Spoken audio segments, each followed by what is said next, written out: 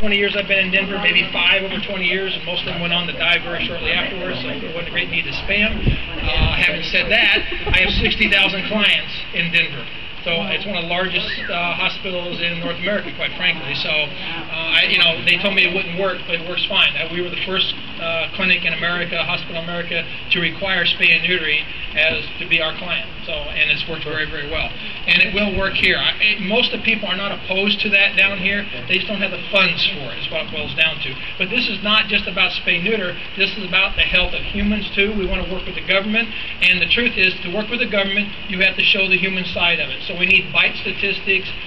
We need to document zoonotic diseases, and we need to prove that we can drop those things dramatically by spay and neutering and by really basic health care. Ivermectin on a monthly basis, some occasional deworming, vaccinations, those kind of things. Okay, it's really basic stuff. It is not very expensive, quite frankly.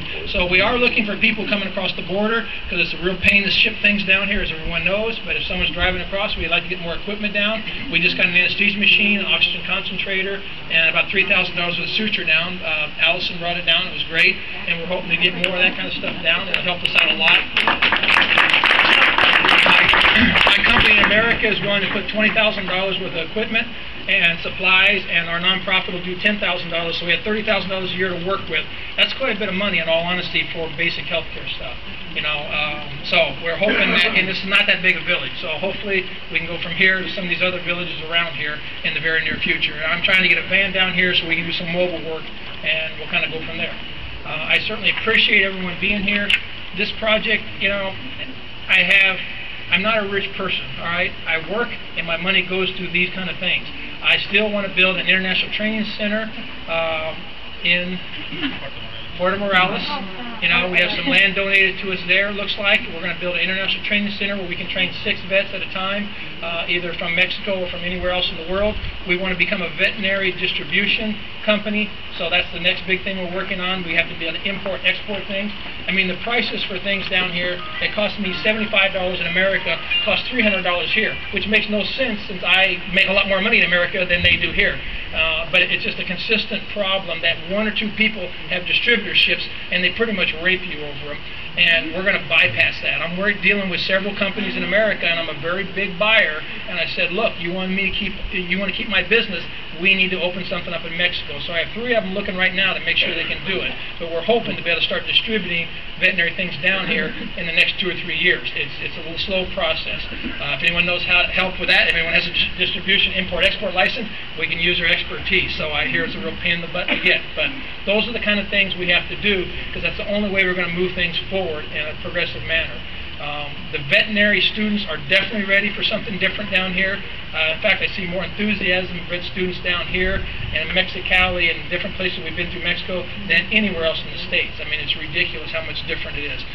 These kids really want to make a difference, and they really are eager to give to the community. So that's what we're about. We want to make sure we give to the community. I'm a firm believer in that, and I will bleed to do it. I'll bust my butt. I'll do everything I can to get this thing up and running as soon as possible, and I hope that the animals that in this area will benefit from that, and I'm sure they will. But not just here. It can't be that short-sighted, and it has to be sustainable. That's the point.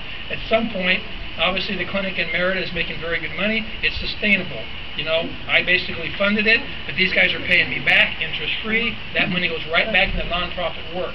And that's the way we're going to set. If you check on my Facebook, and I'm on Facebook, it's a Spay It Forward program. But the idea is to have 5 or 6 clinics around the world, and as they pay me back, that money goes right back into other nonprofit building other clinics. So it has to be sustainable. It makes no sense to fly a bunch of Canadian vets in or American vets in and spend all that money and housing them and everything else, and it's fun to do, and I'm going to fly a vet in from Slovakia because he's like family to me, and he loves Mexico, his wife loves Mexico, so they're coming here in January, and they're going to bust their butts for you. Having said that, there's not a lot of logic in me spending $2,000 doing that, because that $2,000 could be $2,000 with a suture, and I understand that, okay? I make exceptions from time to time, but overall, we need to make it sustainable by locals, and it is very sustainable by locals. These veterinary students are eager to do this, to learn, and to do more. And so are some of the local veterinarians. Some of the older ones aren't. They're all going to die at some point, okay? It is a generational thing to some degree, and that's the truth. It really is kind of a generational thing. So ultimately, the progress is forward. I believe that as humans, as a species, we always take a couple steps forward, maybe sometimes sideways, maybe sometimes back a little bit, but it's always forward. And if you can't recognize the changes that have happened in the last 3 or 4 years, even in Merida and in Cancun and places like that, then you're not looking. I'll tell you that. You're just not looking. We just did 1,574 animals in 5 days in Cancun and made it look easy. We were done every day. Every day we were done at 4:30. We're starting at 9:30. We're done at 4:30. 360 animals were done at 4:30. I mean, how's that possible? Because these are the same people that have been working for us for 3 or 4 or 5 years now. I mean, they're so much more talented than I ever was at that age. You know, I cannot stress how talented these kids are and these other veterinarians and how they've embraced this, and they've just gotten better and better and better. And it just makes everything easier. It makes it more efficient. It makes it less costly. And it's a way we're going to be able to do a lot more in the future. So, you know, the old ways are gone. And some of those vets are still out there that take an hour and a half to do a spay, and they make an incision as big as your head. It doesn't have to be that way. And no, none of medicine has to be that way. It doesn't matter. You know, I mean, broken bones, whatever. There are easy ways, simple ways to do these things. And, you know, when you work in the gutters like I have for the last 20-some years, you learn how to do these. I've done 165,000, 168,000 surgeries at this point in my career, probably more than anyone else walking the planet. And it's not that I'm a great surgeon. I'm just stubborn. I don't give up, and I keep trying. And you learn a lot doing that. And there's a lot of ways to do things cheaply. And I think, you know, we've mastered that. And I think Tony's mastered that. And I think a lot of people I know have mastered that. And we have a lot more people who want to master that, and they will. So I just like to say, once again, I cannot express how grateful I am for everyone being here. And I hate to say it, that ultimately everything comes back to money. And I wish it didn't, but it does, and I'll do everything I can. I just brought up another $12,000 from the U.S. We're going to get some more coming up here probably next month. So the point is, we really should get this project done in the next couple months. That's the goal. And then hopefully get it open soon after that. So, yes. Can you explain, like, the specifics of how it'll work? How do you envision it working? Well, you know, I learned a long time ago that you don't know until you get there. But the truth is, I want to start with street dogs, unowned dogs. That's going to be the emphasis initially. All right, and then work our way up the food chain, so to speak. You know, obviously, if you have a status dog that's an intact, purebred, you're probably not going to want to come to this place. All right, and so that's going to be 25-30% of the people, would be my guess. We are going to try to do, and hopefully with the FOD helping us, we're going to do some surveys through the town and get an idea, a census of what we have to deal with, you know, and what are the problems, or the perceived problems, or the real problems. You know, what do people think? What are their attitudes? It's really important to document these things and see how these things change over time if we clean it up. So, you know, no one, I mean, anyone that drives to the corner down there with the police station, I mean, I don't think I've ever been there. There was not a dozen dogs running around, or puppies running across the road, or something hit by a car, or dead animals, or broken leg animals, limping, you know, or limping animals. And that's the kind of stuff we just want it to go away. You can't just kill them. It does not work. And if you understand reproduction of animals, you get a drop, but it comes back up, and it crescendos faster and higher. So you get an overpopulation, you know. And so killing them is not the answer. There's the carrying capacity of the land. It goes back into ecology and all that. Whatever they're feeding on, their food source, if they're not there, something else is feeding on it. And you have a choice. You can pick rats, raccoons, possums, cats, whatever. I mean, the point is you have a choice which ones you want to deal with. Most humans would rather deal with dogs than cats simply because they've been domesticated. I mean, dogs have been domesticated for 100,000 years. First animal domesticated by man. We kind of have a different bond with them than we do with rats. I have nothing against rats, okay? Just for the record, you know, but I probably don't want to be living with a bunch of rats. I'd rather be living with a bunch of dogs. I have a choice. Yes. So is there going to be any education on how to get rid of, like, there's a lot of the local education Education is key. On not shooting and not poisoning. Well, most of that occurs by the government, and we are planning on meeting with government officials. I guess everything's out of Progresso, kind of, but meeting with government officials in January. That's my goal.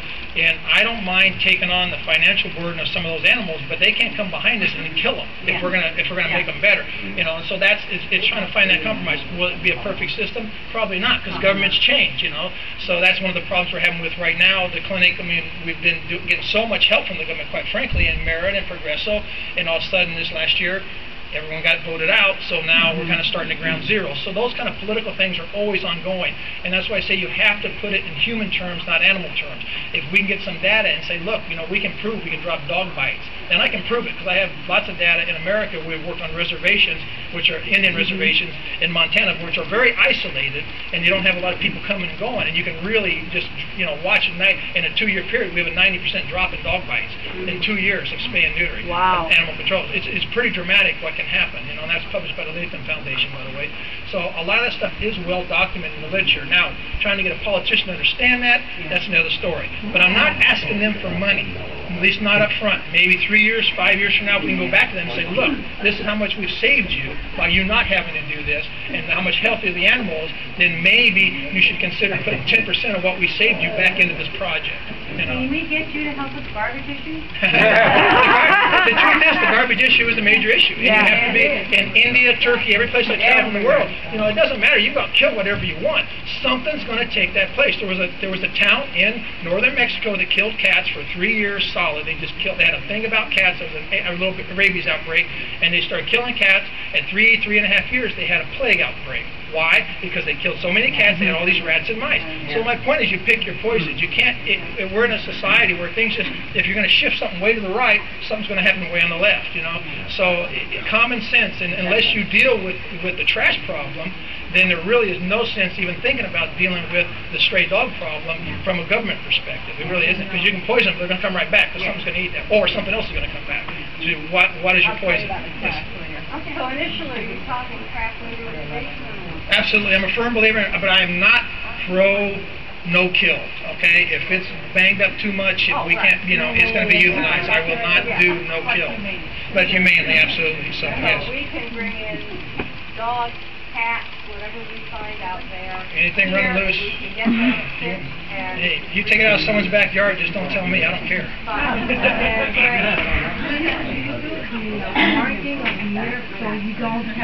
Well, we're talking about that with cats. Some people tip the ears, yes. And I'm going to get a tattooer down here. If the dogs have erect ears, we're going to put a little tattoo. Yeah, it's a little harder, but once again, you can also tattoo worst case scenario, you knock them out, you have a tattoo on their incision. With most of my a little bit of the ear, and if the animal has a bit of the ear gone, The problem is sometimes they get in fights. And they do. Yeah. In Colorado, tipping ears doesn't work because they go out and they get frozen off, so half the ears are missing anyway. So down here, I think you don't have that problem here. So yes. And if anyone has and once again, there's about 100 of these printed. It does once again, my email's on there, Planned Parenthood Plus, our website is on there, and my Facebook is where I put most of my animal stuff and my philosophies about life in general, and animals in general. So please feel free. What's the name of your Facebook?